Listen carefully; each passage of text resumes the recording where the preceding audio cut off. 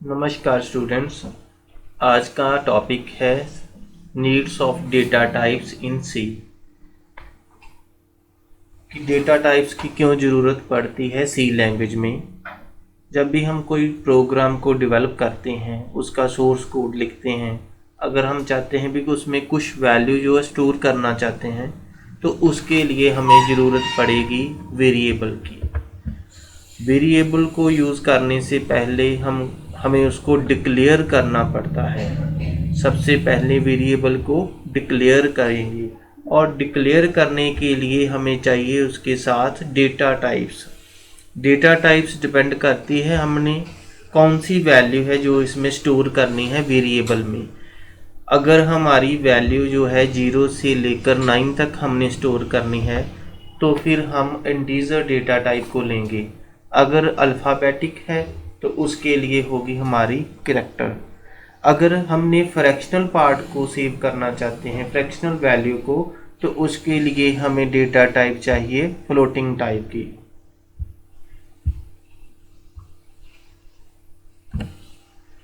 सबसे पहले जान लेते हैं वेरिएबल्स क्या होता है। वेरिएबल क्या होता है कि कंप्यूटर मेमोरी में हम कुछ मेमोरी को, कुछ लोकेशन को नाम दे देते हैं और जहां हम कोई वैल्यू को स्टोर कर सकते हैं। एक बार वैल्यू को स्टोर कर देंगे, उसके बाद हम उस वैल्यू को रिट्रीव कर सकते हैं।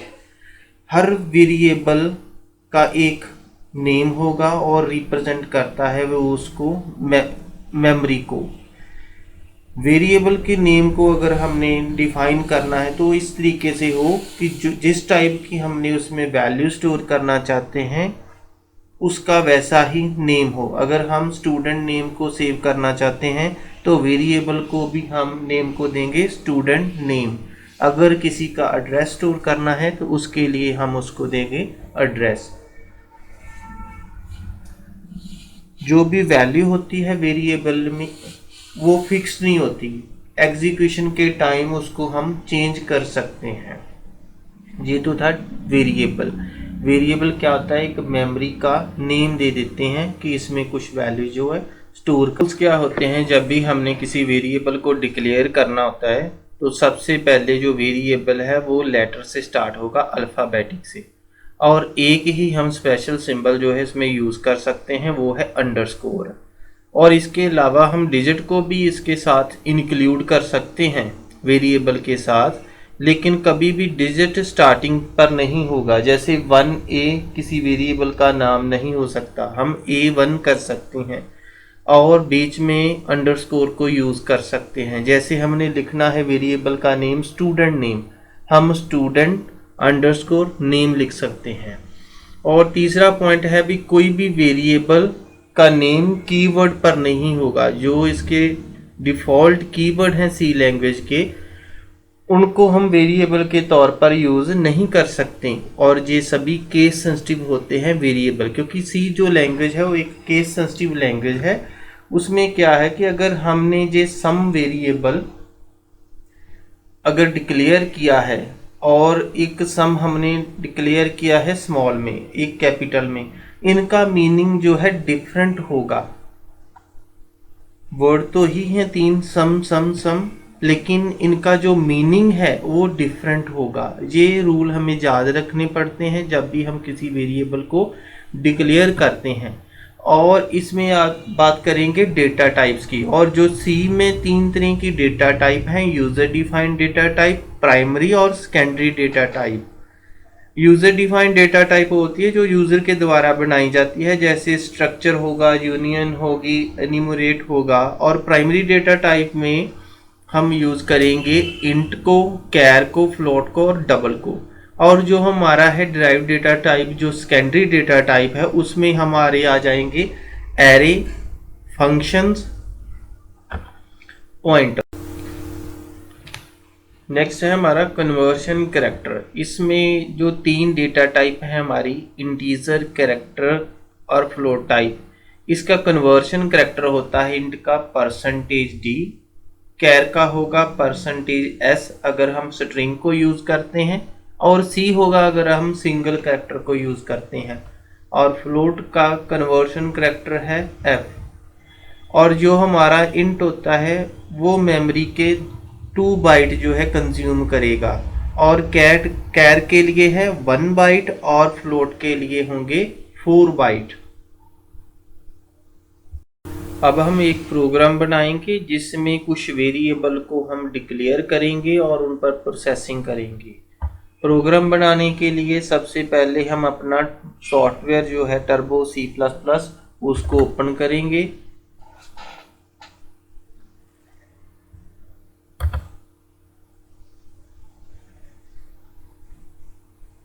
फाइल पे गए और न्यू फाइल हमने ले ली। सबसे पहले हम ऐड करेंगे 2 header file #include stdio.h #include conio.h और एक मेन फंक्शन लेंगे मेन, और उसके बाद हम 2 वेरिएबल जो है डिक्लेयर करेंगे। जैसे हमने डिक्लेयर कर दिया एक वेरिएबल a, फिर b एंड पर सेमीकोलन। जितने भी वेरिएबल हम डिक्लेयर करेंगे कॉमे से हम उनको सेपरेट कर देंगे। हमने a को इंटीजर टाइप की वैल्यू देंगे, जैसे हमने 5 इनिशियलाइज कर दिया, और b को हमने वैल्यू दे दी 6। और उसके नेक्स्ट हम क्या करेंगे, प्रिंटफ पर इन दोनों का सम कर देंगे। /n जो है वो न्यू लाइन के लिए हम यूज़ करते हैं, और मैसेज प्रिंट कर देंगे सम is next conversion means format type %t। अगर हमारे वेरिएबल जो हैं इंटीजर टाइप के हैं और उनकी फॉर्मेट टाइप होगी %d। नेक्स्ट हम करेंगे जो वेरिएबल a है उसकी वैल्यू प्लस हो जाए वेरिएबल b के साथ, और उन दोनों का सम आ जाएगा। getch फंक्शन को यूज़ करेंगे और फिर कर्ली ब्रेसेस को क्लोज कर देंगे। जब भी हम कोई वेरिएबल को डिक्लेयर करते हैं लास्ट में उसके नेक्स्ट हम एक फंक्शन यूज़ करेंगे क्लियर स्क्रीन। इस फंक्शन का बेनिफिट क्या होगा कि जब भी कंसोल स्क्रीन पर आउटपुट आएगी ये पहले स्क्रीन को क्लियर करेगा, जो प्रीवियस आउटपुट होगी उनको क्लियर करेगा, फिर नेक्स्ट जो हमारे इस प्रोग्राम की आउटपुट होगी उसको ये शो कर देगा। अब हम इसको सेव करेंगे। इसका नाम हमने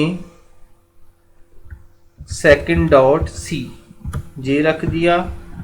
कंपाइल करेंगे, इससे हमें पता चल जाएगा कि हमारे प्रोग्राम में कितनी एरर्स हैं। उसके बाद हम इसको रन कर देंगे, और जो हमारा सम आ गया सम इज 11।